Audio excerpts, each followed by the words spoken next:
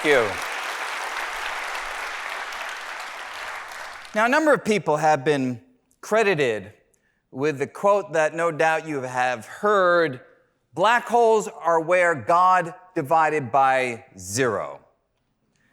Einstein has been credited with, Hawking has been credited with. I believe the correct attribution is to the comedian Stephen Wright, as it turns out. But regardless, the quip does highlight something true and important, which is this. Within Einstein's own general theory of relativity, there exists an entity whose physical properties break the very rules on which physics more broadly and general relativity more specifically are based. That is, when you get to the center of a black hole, to the singularity of a black hole, Einstein's equations, they break down, and they break down in a manner, in fact, that is not unlike dividing by zero. Now, because of this, unsurprisingly, Einstein himself, he was deeply skeptical that black holes were real. But by now, that ship has long since sailed. We have incontrovertible evidence that black holes are real. Yet, that does not mean that we fully understand their structure or their formation. And our guest for this conversation has been really thinking very deeply about black holes, their properties, and their formation, and has made a really bold suggestion about black holes that we will get to, which might just be receiving observational support, which would be a potentially wonderful step forward. So I am so thrilled to introduce you to Priya Natarajan, who is the Joseph S. and Sophia S. Fruton Professor of Astronomy and Physics at Yale, and studies the formation of black holes over the course of cosmic history. She was named by Time magazine as one of the 100 most influential people of 2024.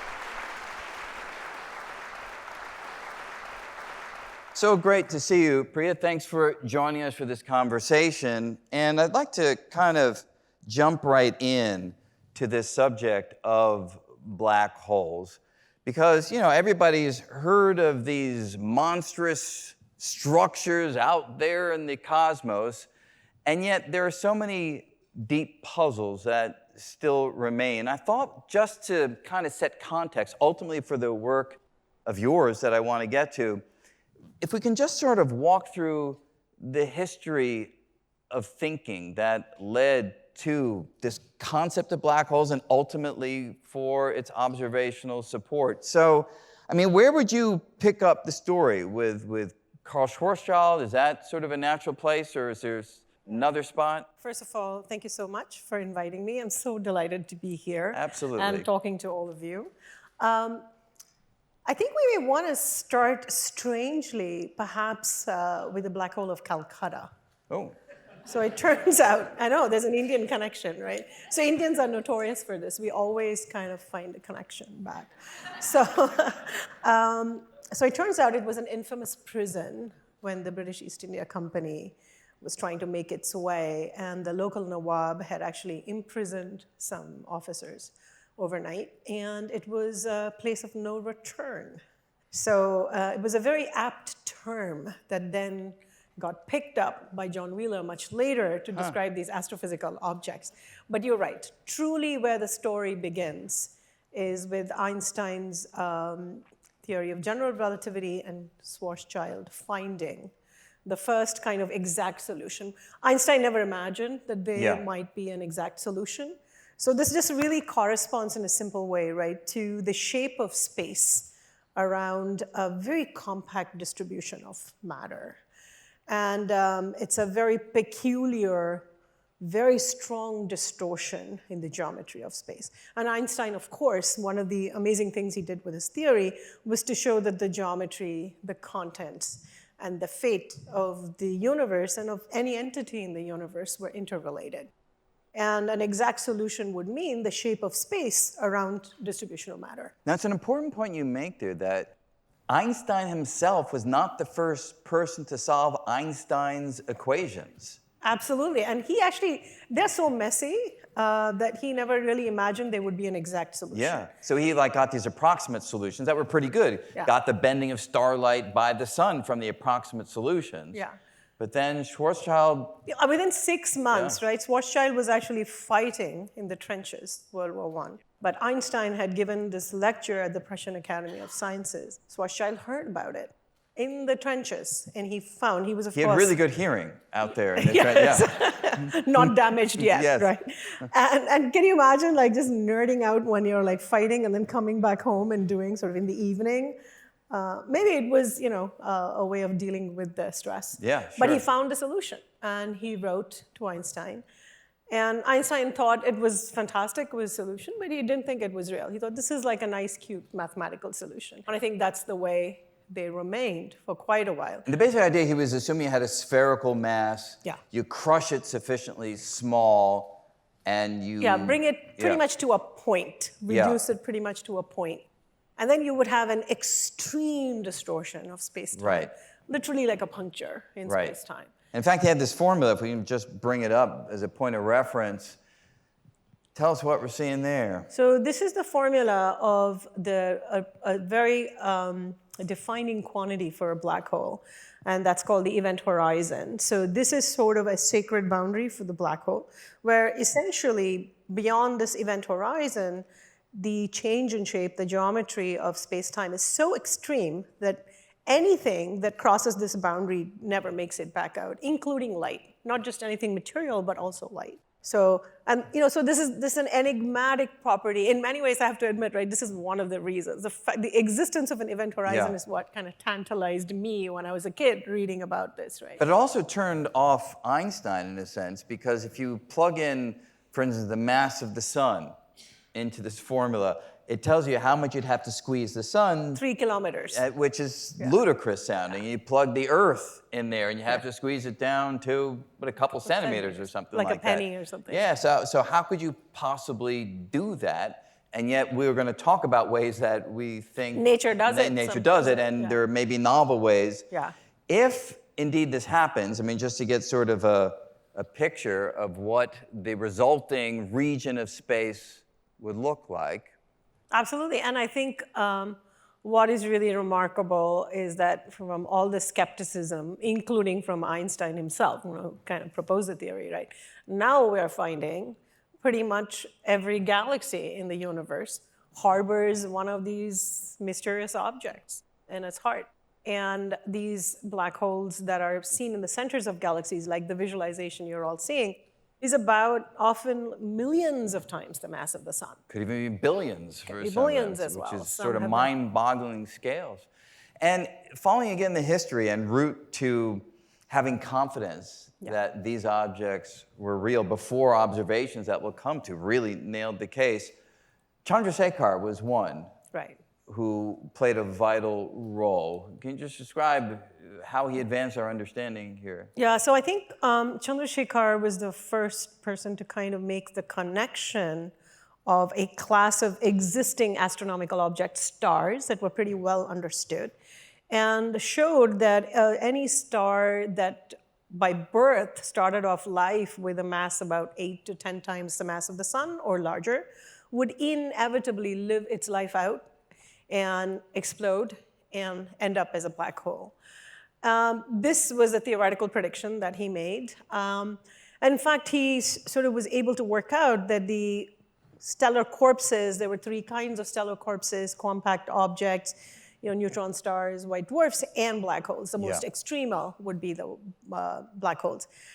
It was a theoretical idea, but there was a lot of opposition to that idea for quite a while. So it took, once again, it's the peculiar properties of the black hole that cause skepticism. And as you mentioned right away, that in your introduction, one of the peculiar properties other than the event horizon is the sort of breakdown of all physical laws as we understand them once you edge closer and closer to the ultimate singularity, for which we don't quite even today have the right language to describe.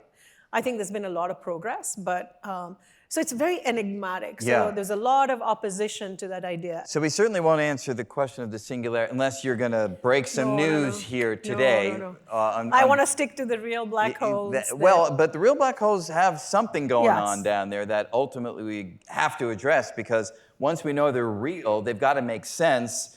And a singularity is nature's way of telling us that our mathematics is wrong. Right. Right. Or also, so the limits of our current understanding. And so, again, these are the kinds of things, I mean, even Einstein himself, I think this paper is, 1939, wrote papers trying to argue that, sure, under these simplified, highly symmetric assumptions, perhaps you can get this mathematical solution, but it's not a real physical thing in the real world. But can you imagine, Brian, a scientist actually writing a paper like contradicting what his own theory predicts? I mean, Einstein was really he was definitely a liberal thinker. That's such a nice way of putting it. He did it more than once. Absolutely. Right? With the expansion of the universe, he was a holdout. He did not like aesthetically. He was so attached to the idea of fixity. He did not want to hear about the evidence. Ultimately, Hubble convinced him, because there was enough observational evidence that Einstein could not be a holdout anymore. Yeah, and so he absolutely followed where the evidence took him, but en route certainly had these interesting moments of not trusting the results from the equations that he himself had given the world, which is a absolutely interesting combination. Now, I'd say among the next important steps in trying to understand whether black holes are real or not, there is work, in fact, by Oppenheimer, who now, I think most people were at least somewhat aware of Oppenheimer until, recently. Now everybody is, which is thanks to Christopher Nolan. Yeah, which is a great thing.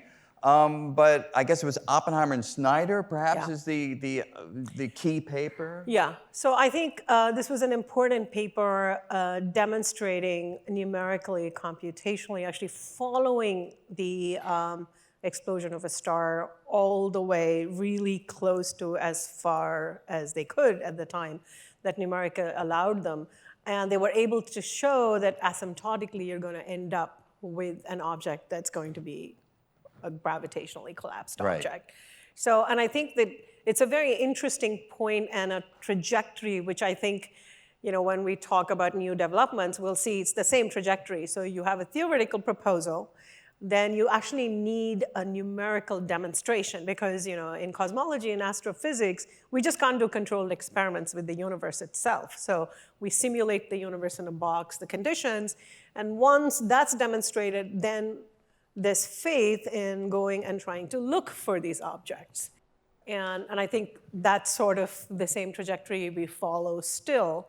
And I think the Oppenheimer-Snyder paper is really important because it kind of validated looking for signatures of a black hole. And then it was the discovery of Cygnus X1. From the mathematical standpoint, though, there was still an argument that people could make that whatever you're doing, it's still simplified, right? And maybe if the star that's collapsing has enough irregularities or asymmetry, that something will prevent this black hole from forming. And then Roger Penrose, comes along, and of course, ultimately, the work earns him a share of the Nobel Prize. But this, I think, had a dramatic impact on people's thinking.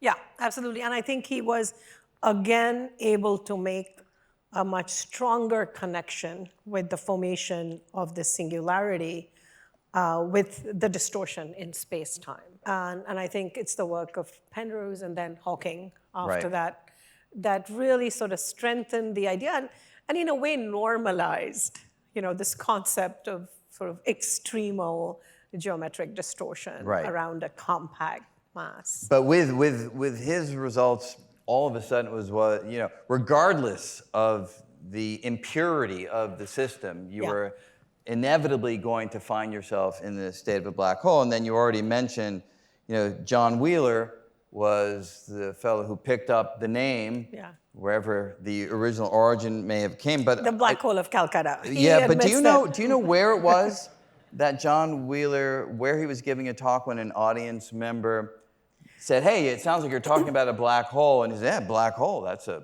good name. I thought it was the relativistic meeting, Texas meeting, right? I don't think it was. I think it was, anybody here, you must be, I think Marsha Bertusiak had tracked this down. No, here it is. Watch this right here. It was there. What? No. Really? You see Tom's Diner right yes. there? Right, that's and the old Seinfeld, yeah, corner. So that's the Goddard Institute for Space Studies above it, and I'm pretty certain that it was at a lecture in that building so that's where the term black hole comes from. So it was uttered first there? Okay. Now, I could be wrong, but I'm pretty sure that's correct. If I am wrong, we'll cut this out of the digital version. You're absolutely certain about that. Now, again, we're still sort of in the realm of theory. Yeah. And then Andrea Ghez and collaborators, they begin to do exactly what you described, to start to look carefully at the center of our galaxy. Yeah, and starting to map essentially the shape of space and the impact of the shape of space on the motions of stars right around the black hole. Yeah. So this is just incredibly beautiful work. I mean, every time I see this movie, I'm still like blown away that this is real data of real stars that have been followed for a couple of decades now. And so this you can see, it visually demonstrates this is sort of looking like the solar system and orbits, and you therefore know there is a very massive object at the focus of that they're all whipping around. And yeah. basically it has to be a black hole to account for the motions yeah. that you're seeing. And then, just to really completely nail the case, then you have direct imaging finally. Yeah. As up close as we will ever get to a black hole. So this is skirting just 1.5 to 2 times outside the event horizon, where you're still able to see light that is sort of swirling around and is getting dramatically bent by the gravity of the black hole, and you're catching that. So this is just a beautiful, it's my favorite donut. Yeah. I'm with you on that, although I'm not a great fan of donuts. But, but it's a wonderful story of success. Absolutely. Coming from pure mathematics that churns across, 100 years of human thought, ultimately resulting in a direct confirmation. I mean, that's kind of the dream that each and every one of us has. And speaking of that dream, you're heading in the potential direction of a version of that dream. And so I thought it'd be good to now turn to the work that has been occupying you for quite some time, which is to think about alternate ways in which black holes could form, right? And so give us a sense of this is it's super exciting, as you said, right? This arc of proposing an idea, working on it for a while, trying to persuade people that it might work, and then have people go out, look out for it, and have all of that sort of close within the lifetime of a single scientific career. Yeah. It's just stunning. So I think the idea that we had, so this is work that I did with one of my postdocs in 2005, 2006, Giuseppe Lodato. And so at this time, what was happening was people finding these quasars, which are basically actively feeding black holes, supermassive ones, farther and farther back in the universe. And they're super bright, they're like cosmic lighthouses, and we can infer the masses of those black holes that are putting out that kind of beacon. And these were already sometimes 1 billion times the mass of the sun, when the universe was barely a gigayear, 2 gigayears old. The entire universe today is 13.8 gigayears, so just to give you a sense, it was really pretty close, so about a decade ago. So then the question was, if the seed black hole is the end state of a star that blows up, like Chandra told us, do we have enough time in the universe to grow it from 10 times the mass of the sun, maybe 50 times the mass of the sun, to 1 billion times the mass of the sun? Do we have enough time to make that happen with the physics that we currently understand about how black holes grow? So it's basically eating up material in its environment. And occasionally crashing into each other. And maybe merging with another one. So it started to look challenging, so we said, this is interesting. can we just somehow make a black hole, bypassing the formation of a star, and make it be really massive from the get-go? Like maybe can you start life, can a black hole start life 10,000, 100,000 times the mass of the sun from its birth? Because then it alleviates the feeding, timing kind of problem. And so we found actually just kind of thinking about the physics, not worrying at that time about whether it's realistic, whether it can happen in our universe, just can we get some physics to work? And we found we could. You needed some very special conditions. So we were able to show that in a very early galaxy, before you form any stars in this particular galaxy, there's a setting where this would work. So you'd have a galaxy that has formed its first stars, but it has a little gassy satellite that's moving around. And in this gassy satellite, you don't form stars yet. Instead, you have a lot of gas, so that would settle in because the gas has some spin, some angular momentum. It would settle down into a disk. And that this disk could then be made unstable by phenomena that are available, some departure in symmetry from spherical symmetry, which is expected. And then the whole thing would go unstable. It kind of pulls on itself. And then, and I think the analogy that works really nice and, up to a point is when you pull the plug out of a bathtub and you see that vortex of material water going really fast. Something like that, akin to pulling the plug happens in the universe. And all the gas can get siphoned in very rapidly right into the center. And this is really what we need to make a black hole. In fact, we have some visuals just to give a sense. So if we begin, this is the more conventional approach. So you have a star, you have a massive star that starts its life out, then goes supernova, and then leaves behind a black hole. And then it could only grow by sucking in nearby material, merging with another black hole. And that mass, its birth mass is expected to be, it's uncertain. We don't know the masses of the first stars yet. They could have been much more massive than stars that are forming today nearby. So we think maybe that could be the way to make a black hole seed that's 50 times, maybe 100 times. But not 10,000 times. And then the new idea, if you can take us through that. So you have this gas disk that is swirling around in the satellite galaxy, and you have direct collapse, and you are starting to form. So no star. No star yet, and just gas, and you form a black hole. But because of the particular configuration, you kind of need a galaxy nearby that has already formed stars to make this happen, because ultimately this object is going to crash and merge into that parent galaxy. In fact, I think we have the next phase of that as well. So the black hole is formed, and then it can do what you're saying. Yeah, it inevitably actually crashes into the parent galaxy. And when it does so, then it produces transiently a very special type of galaxy. So this is what we actually unimaginatively at the time called an overmassive black hole galaxy, an OBG, where the mass of the black hole far exceeds the mass of the stars, which is the opposite of what we find in the nearby universe. For example, for the Milky Way.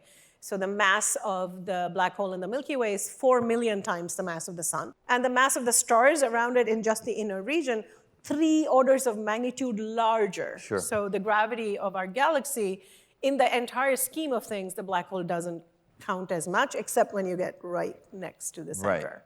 And this would be different. This would be different. And so I think there's this nice visual that helps give a sense of the distinct timeline of formation. So help us understand what we're seeing here. So this is a sequence showing you if you formed a light seed and you formed this heavy seed from direct collapse, then at an epoch, say, between 400 to 600 million years after the Big Bang, well, I mean, the magic of this epoch is James Webb Space Telescope can take us right back to then. So the James Webb Space Telescope could potentially, so that's what we predicted. So you're predicting that the lower sequence may have happened in the early universe, and it would have yielded an over, what was the exact name? OBG, Overmassive black hole. You know, my brain keeps going YN afterwards, but so. It never occurred to me.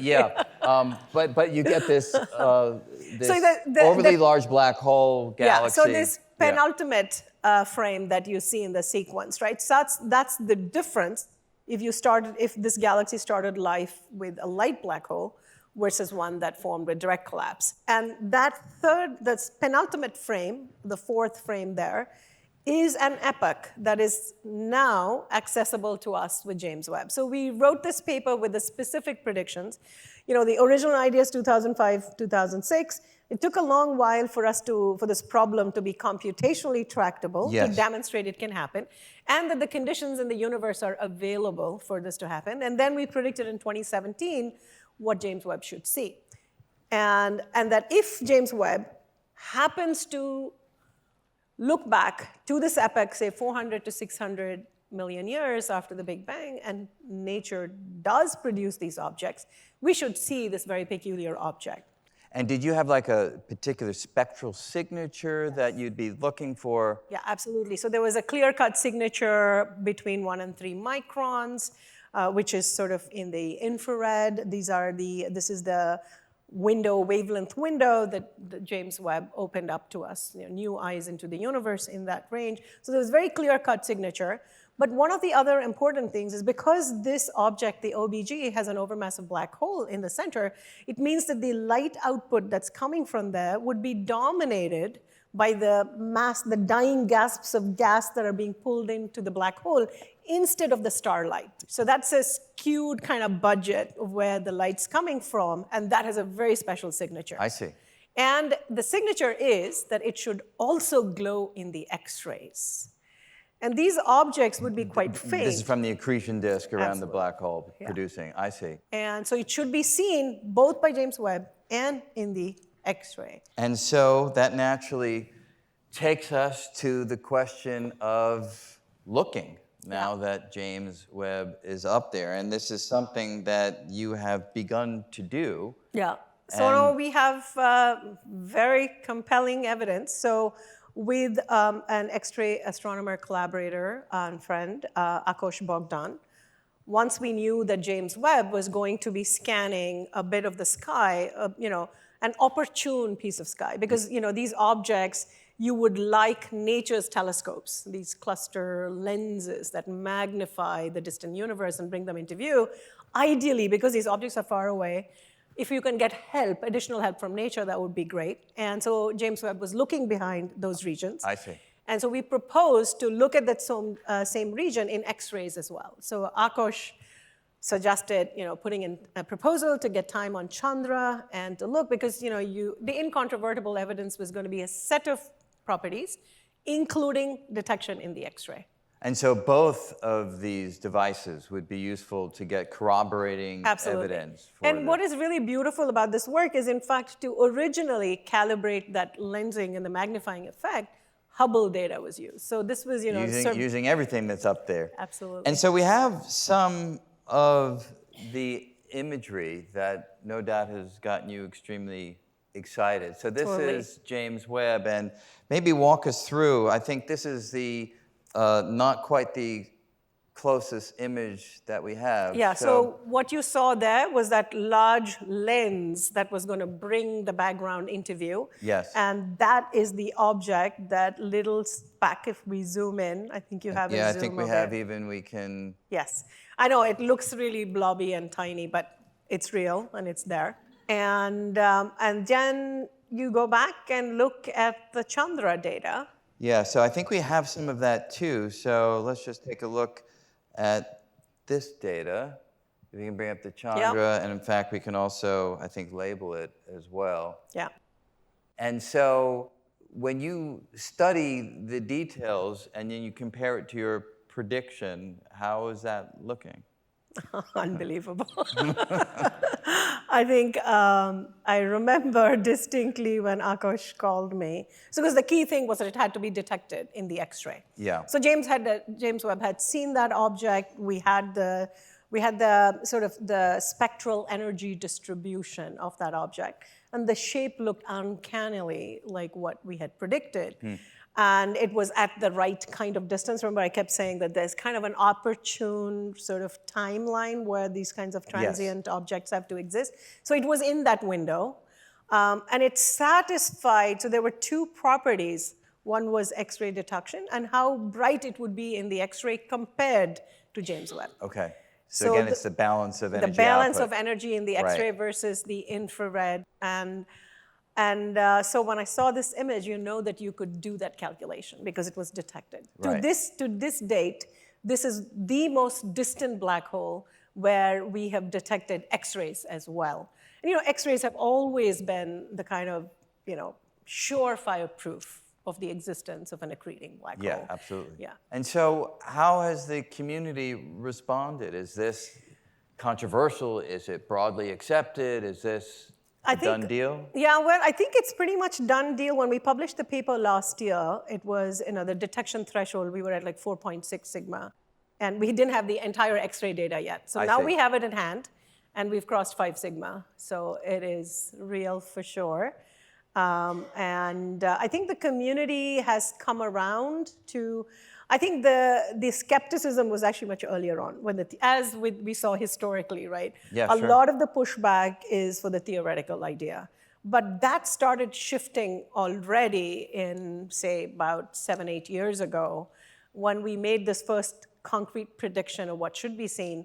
I think it would be fair to say black hole seeding became a bandwagon. And now it's a very active area of research, and everybody wants to get in on trying to see, okay, how do you understand? And black hole seeding became a thing. Like when we first wrote our papers in direct collapse, people were kind of skeptical. They said, oh, it's a cute piece of physics and it works, but is it real? And so we come back to that same arc, right? And so now that we have the evidence, I think what is super exciting about this is that this is, of course, established. And so what it really tells you is that nature makes black holes in multiple different ways. Not just what we thought before, stars run out of nuclear fuel, they collapse, and so forth, but you're saying there are just more ways of doing that. Yeah. And can there be other ways? Yes, absolutely. So I think another way that I am super excited and open to is the idea of primordial black holes. So you could have made these very tiny black holes very, very early on in the universe, during the very early, just post-inflation of the universe, and that they could have survived throughout these singularities in space-time and sort of sit around till our universe becomes dominated by matter and then start growing. And maybe they could be seeds. So this is a picture that I've investigated with others. It's a very active kind of question. Yeah. But once again, with this other seeding, there has to be a very compelling piece of evidence showing that that is the origin. Part of the problem is once matter or anything goes into a black hole, there is no memory. So you see a black hole, you cannot extract any information about how it formed. Therefore, it is the relationship between the black hole and its environment, the galaxy that it's sitting in, configuration, its mass, ratio with the stars, et cetera. Those are the signatures that can tell you more about how the black hole formed. Yeah, because one of the striking properties of black holes is that there's a way in which they are the most simple objects in the universe. You label them by their mass, their charge, and their angular momentum, how much they're spinning. Absolutely. And any two, pretty much, modular subtleties that are still at the forefront of research, any two that agree on these properties, they're effectively indistinguishable as objects in their own right. Yeah. And so to understand about them, you need to know the environment and the history by which they came, and hopefully that is imprinted in some wake of exactly, things. and the evolution, right? Yeah. So since we have snapshots of data from the universe throughout its age, we're able to track not the same object, obviously, but objects in different stages. Right. And so we have these theories that now connect the evolution from the formation. And of course, the issue is whether there is a slightly different growth path that one formation scenario may give you compared to the other. Right. So it's a totally active area of research. But I think, for direct collapse, I think it would be fair to say that now we have incredibly compelling evidence, especially since it's now sort of 5 sigma, beyond 5 sigma. Well, that is an amazing story. Congratulations. It really is. Thank you very much. Thank you. And thank you so much for this conversation. So much. Thank you. Everybody, Priya Natarajan.